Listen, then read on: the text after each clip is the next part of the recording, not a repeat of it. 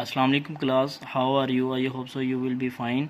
अच्छा बेटा, जो आपका अगस्त का वर्क आपको मिल चुका है उसमें हम चैप्टर नंबर 4 पढ़ेंगे, pollutants and their effect on the environment, यानी कि जहरीले मवाद क्या होते हैं, उनके हमारे माहौल के ऊपर क्या असरात पड़ते हैं। ठीक है, ये वाला जो चैप्टर है इसके बेटा आपने शॉर्ट क्वेश्चन जो मोस्ट इम्पोर्टेंट है वो आपको नोट्स मिल चुके हैं, वही सिर्फ आपने करने हैं और अच्छे तरीके से करने हैं। ठीक है, और इनकी जो डिटेल है बेटा, आप डिटेल से हम इनको डिस्कस कर लेंगे। तो अभी जो आपके नेक्स्ट एग्जाम हो गए ना, उसके अंदर ये वाले शॉर्ट क्वेश्चंस आपके इंक्लूड होने हैं। ठीक है, तो सबसे पहले हमारे what do you mean by air pollutants क्या होते हैं, यानी कि हवा को आलूदा करने वाले कौन कौन से केमिकल्स होते हैं। तो इसमें आपने बेटा देखा होगा, जब गाड़ियाँ चलती हैं, इंडस्ट्रीज चलती हैं, कारखाने चलते हैं, या फिर आप बेटा घरों में आजकल AC यूज़ हो रहे हैं, रेफ्रिजरेटर्स का यूज़ हो रहा है, फ्रिज वगैरह आप यूज़ कर रही हैं, उनकी वजह से बहुत सी जहरीली गैसेज जो होती हैं वो ना कंज्यूम होती हैं।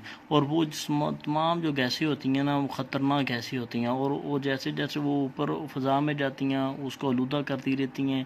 इसलिए कहते हैं ज़्यादा से ज़्यादा दरख्त लगाने चाहिए, जिसकी वजह से हवा जो हमारी है, हमारा जो माहौल है वो साफ़ सुथरा हो सके।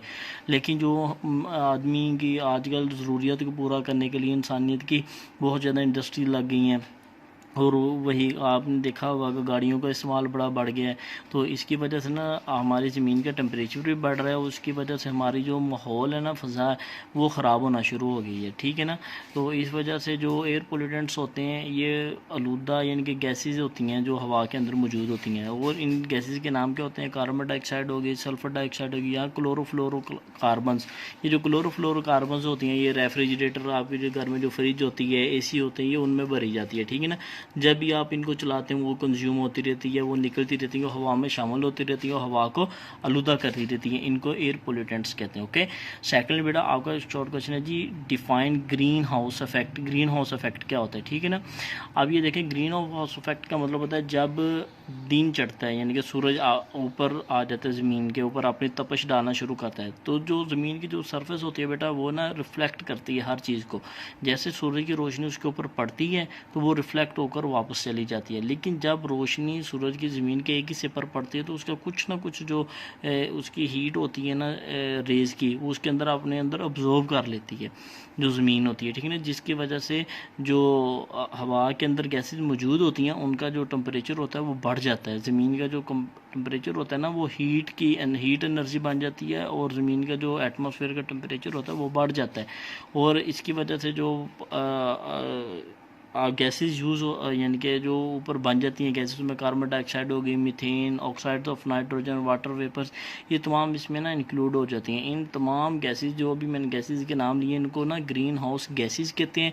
और ये तो जो तमाम अमल हो रहा होता है, ये फिनोमेनन होता है, इसको बेटा अमल को ग्रीन हाउस अफेक्ट करते हैं। ओके, तो नेक्स्ट आपका क्वेश्चन है जी, what do you mean by ozone depletion, यानी कि जो हमारी ओजोन की तह, ओजोन की तह, आपने बेटा जो ओजोन लेयर होती है, आपने प्रीवियस क्लासेस में पढ़ा होता है, ये ऐसी लेयर्स होती हैं जो कि सूरज से ख़तरनाक शुआओं को ज़मीन तक पहुंचने में रोकती हैं। अल्ट्रावायलेट जो शुआएँ होती हैं, जो अल्ट्रावायलेट रेज़ होती हैं, उनको ज़मीन से आने के लिए हमारी मदद का साबित होती हैं। लेकिन जो एयर पोल्यूटेंट्स होते हैं, carbon dioxide, carbon monoxide, chlorofluorocarbons, sulphur dioxide, ये जो तमाम गैसेज होती हैं ना, ये सब मिलकर ना जो ओजोन की लेयर होती है ना बेटा, इनको नुकसान पहुँचा रही हैं, यानी कि इनकी जो मोटाई है उसको कम कर रही हैं, जिसकी वजह से सूरज की बहुत ज़्यादा रेज़ जो है ना ज़मीन पर आ रही हैं, जिसकी वजह से हमें स्किन की बीमारी, आँखों की बीमारियाँ ये वगैरह लग रही हैं। ठीक है ना, ये सब चीज़ की वजह से हो रहा है ओजोन डिप्लीशन, यानी कि ओजोन की लेयर को पतला होने की वजह से हो रहा है। और ये क्यों पतला हो रही है?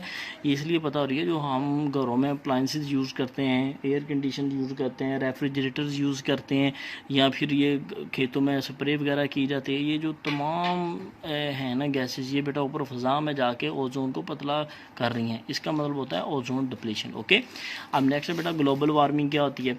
ग्लोबल का मतलब होता है ज़मीन, और वार्मिंग का, वार्म आपने देखा ना, वार्म का मतलब होता है गर्म होना, ग्लोबल होता है पूरी होल ज़मीन, यानी कि ज़मीन का दर्जे हरारत बढ़ने के अमल को ग्लोबल वार्मिंग कहते हैं। ठीक है ना, ठीक है ना, the increasing rate of green house effect and ozone depletion is increasing the average temperature of the earth, यानी कि ज़मीन के टेम्परेचर बढ़ने के अमल को ग्लोबल वार्मिंग कहते हैं, ग्लोबल वार्मिंग। ओके, जैसे जैसे ग्रीन हाउस इफेक्ट और ओजोन डिप्लीशन वाले बेटा जो कॉजेज हो रहे हैं, इस वजह से हमारी जो ज़मीन का टेम्परेचर है वो भी बढ़ रहा है, जिसकी वजह से ग्लोबल वार्मिंग हो रही है।